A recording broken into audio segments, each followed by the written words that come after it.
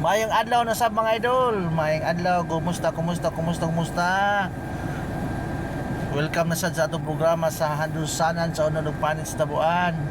Karong adlaw magisgot tag politika mga idol. Ito din na ang gabi gidakop des NBI si Jason Sa. Kay kabahin sa iyang kaso nga nagpakalat siya og fake news nga masakito na si PBBM.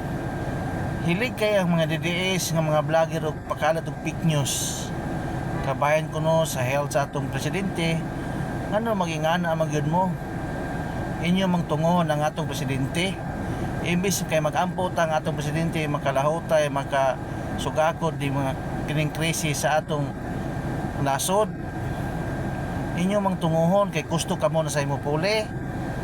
Umanaman mo 2016 hangtod 2022 kung sa may resulta sa mga Pilipino nabay asinso wala mura gyapon atong tabangan ang atong presidente dili kay atong dauton kundi magtinabangay ta dili ta kay mag dinautay imbis kuan atong birahon paingos ubos ba noon tinuod yun ang giingon nila nga crab mentality ang Pilipino dili tanan pero kasagaran kay atong unayog bira kinsa may nagboto ni BBM kamo man kamo ray nagboto ako am ko ni boto pero bisan wa ko ni boto akong gisuporta ko tungod sa kayuhan sa tong nasod may sigo taog politika may sigo taog mga malita siguro tinuod na siya pero sa ako lang di ko mo to nga si BBM apil anak niya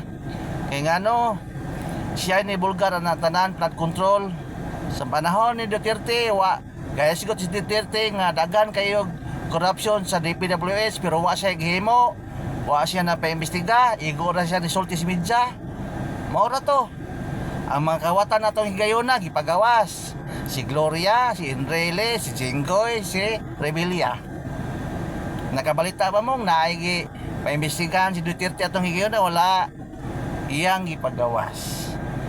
Oh? Mao na siya. Kasi karon si BBM nagsugod naman manidya ta kay ana may usa si Bong Rebilla gi dako na preso na. Kaning hustisya sa Pilipinas dili man ni magdali manidya ta. Di ta ditso ganang why nahimos BBM. Mao ra gihapon kanang mga kuan sa atong unahon ba. Manidya ta.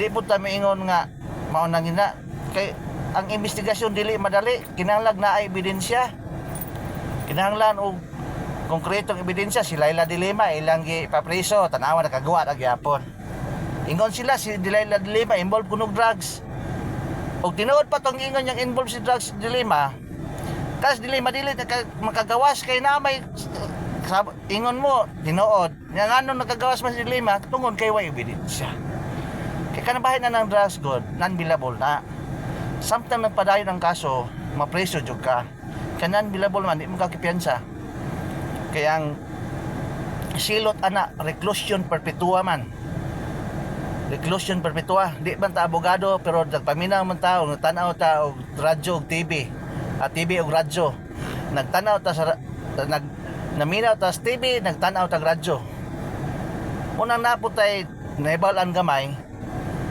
bisan kini ato tinalipsay na nga atong nahibawan pero nagitay na pulot sa atong pagpaminaw sa mga kanang kasaligang mga istasyonan dili lang kay social media kay kasagada sa social media daghang kay mga fake news daghang mga diha mo kuan parehan ng mga DDS sus daghang fake news sila mo daghang fake news yun pag tinuod lang sa mga vlogger lang dili tanan pero sigaran nga ang mga DDS supporters butuo po dayon dili sad magsusi research ta para dili ta kuan ba dili ta butuo dayon mao na mga idol salamat sa pagtanaw ni atong video mao na to atong update karon sa politika si Jason Sa nadakpa na bilabol man na yang kaso kay kuan man na makapiyansa lagi po na siya pero magpadayon ang kaso na so mao na to salamat ninyong tanan.